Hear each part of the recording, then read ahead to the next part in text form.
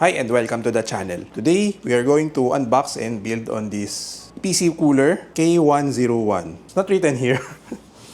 It's here, K101. It's my third PC cooler case. Two of them are not so good, so hopefully third time's a charm. The K101 Mesh is compatible with ITX motherboards, up to 68mm air cooler, not compatible with AIOs, 340mm GPUs, which is generous, SFX and SFXL power supplies, 4 120mm slim fans, 2 at the top and 2 at the bottom. Storage compatibility is a bit convoluted. Official specs vary across sources, but you can reliably fit up to 3 2.5-inch drives in the space between the motherboard and the PSU, though your mileage may vary depending on cable management and PSU size. All of this at 11.9 liters, which is not bad. It's very comparable to the S400, but I've also included the Q58 here for reference later on. Outside of the box, there's this switch extensions. Let's remove that. Upon opening, you'd see the case itself. And this is the case itself. It's a white one, which is a full mesh from top, left, right, front, which is interesting. I hope this performs well. And then at the front, you can see a power switch, USB 3, and USB-C. At the back, it's a typical sandwich style layout. At the left side, there's a motherboard cutout. At the right side, there's a GPU cutout. Then there's the power extension cable.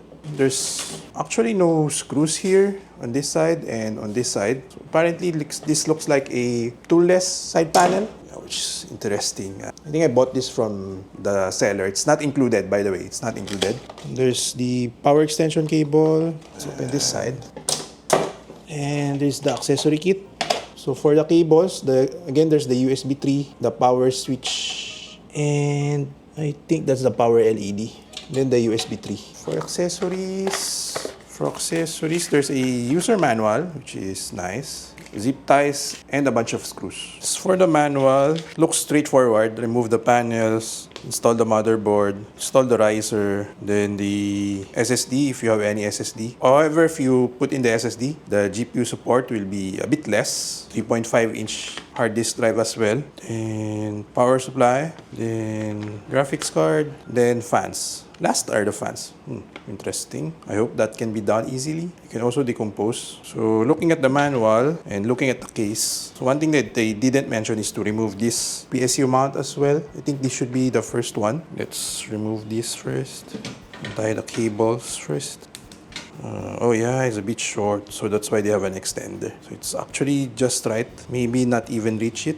So that's why they added an extender. So I guess first is to remove this. Wow, that's interesting. So you can see here that this is made of screws. I mean, this is attached using screws. So it means that you can remove the front mesh as well, which is interesting because you can use this front panel to move in large cards, which is an added ease of, like an added lifesaver. Added, how do you call that? Ease of life? I forgot. Anyway, that's not the point of this video. Not English. Then this is removed already.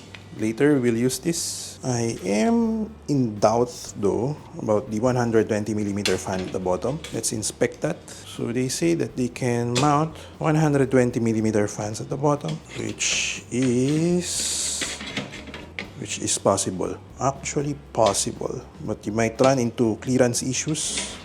Let's see later if we can. For now, let's introduce the components. So this is a B650E-I motherboard with a Ryzen 7 7800X 3D with a G.Skill Trident Z5 Neo RAM, 32GB, 6000 mega transfer, CL30 RAM, and the cooler is the Thermalright AXP120-X67. Anyway, let's try to mount this here. I think it will have issues if I have a fan there, but I will try. Then, before that, I think I have to remove this tray here. So this is the fan tray, which they didn't mention in the manual.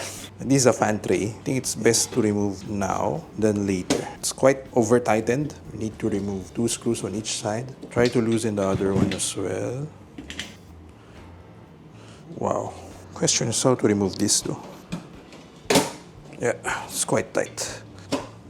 Yeah, it's really tight. So yeah, but you can remove this. So anyway, let's set this aside. At this point, it's best to plug your cables to the motherboard. Some of the cables, I mean. I'm not sure if it's worth it to route it underneath the motherboard because Again, the fan is an issue. If I have to ready now, I think I need to ready a few cables. So fan splitters, plug it somewhere here. So this one, fan splitters again. I think I'll hit the fan below, but let's see. Time to open this bunch of screws. Quite a few screws, but I need motherboard screws, so probably this, the one with the crown. I secured the motherboard to the case first for a test fit. So at this point, might be best to try out one of the fans. Looking at this, as it will hit the power cable, I think routing behind the motherboard is not a good option. Might just be route it from here, then route it above. Let's try that. Secure the motherboard again. So I'll install the fan immediately using 2 screws. At least that's installed. Don't have to worry about it later. So I think I'll route it here, and then hopefully it will reach the power supply. For the power supply, I'll be using this FSP Dagger Pro 850 watts gold power supply. So first is to mount it just this way using the standard PSU screws. Screw the PSU to the PSU mount. Okay, before I do that, I think it's best to plug the cables first, because I'll have no room for that later. Try to plug this here. Power switch might not reach. Yeah, it will not reach. So given that, best to extend it. Plus, then minus. This one here, the power switch. Then the USB cable, USB-C. Plug this PCIe 5 to the power supply. So CPU, motherboard, put it here. Just screw it here. Then there's the other one, top one. Oh, I forgot about this. Okay, so plug this here. And don't forget to turn on your PSU. Screw it here. Where's the other screw? Okay, so I lost one screw. So anyway, the problem is the cable, of course. So at this point, I'm not sure if I can put in a fan here. Maybe I can. Let's try later. For now, I'll plug this riser to the motherboard, which is here. Just plug it here. So we have to remove these screws here. It's quite stiff. And then 2 PCIe extension screws. Then just remove these 2. I guess it's time to install the GPU. As for the GPU, I'll be using this 4070 Ti Super from Gigabyte. This is the Gaming OC edition. I like this card because it's not that long. So pretty sure this will fit.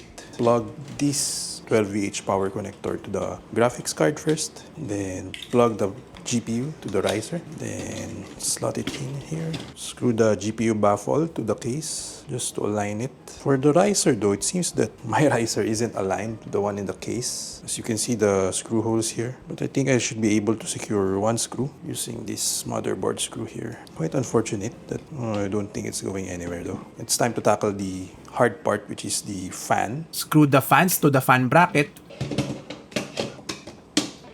Oh, so it's tough to mount this because the tolerance is too tight. Best bet is to loosen this up first. Right, then move it here. Plug back the thing. Screw back the extension cord to the case. Question is, any blockage? None so far. Screw one side of the fan bracket to the case. Got it here. Then the other side. Then screw the other side of the fan bracket to the case. One more fan here at the bottom. Now have to plug this to one of the extension cables. Then these two, it's too long. However, this one might do it. Plug the fans to the fan splitter. So tie it with a zip tie so that it's not that loose. Okay. Looks okay. Plugged, plugged, plug, plug. Just push this one. No blockage, no blockage. Good. I think it's time to close the case. Yeah, time to test this. For testing, I tried 3 configurations. First is the conventional setup, where the 2 top fans are exhaust and the 2 bottom fans are intake. Second is the budget setup, where there are only 2 top fans, both as exhaust. Third is the full exhaust setup, where all 4 fans are set to exhaust. As for the temps, while benchmarking Cinebench R24 for 30 minutes, the average CPU temps reached 88 degrees Celsius. That's definitely hotter than the rest of the pack, but keep in mind that we're using a 67mm air cooler here, as compared to the others others which used either a 240mm AIO or a much bigger 160mm AK620. As for CPU temps, while benchmarking FF15 in 4K for 30 minutes, the conventional layout gave a CPU temperature of 71.08 degrees Celsius. The budget layout wasn't far off at 71.29 degrees Celsius, but the full exhaust setup performed better at 69.7 degrees Celsius. That's 1.3 degrees Celsius cooler than the conventional setup. As for the GPU temps, the ranking didn't change much. The conventional layout hit 70.65 degrees Celsius. The budget layout was slightly warmer at 71.07 degrees Celsius, about 0.4 degrees Celsius hotter. The full exhaust setup was cooler at 68.99 degrees Celsius, around 1.6 degrees Celsius cooler than the conventional layout.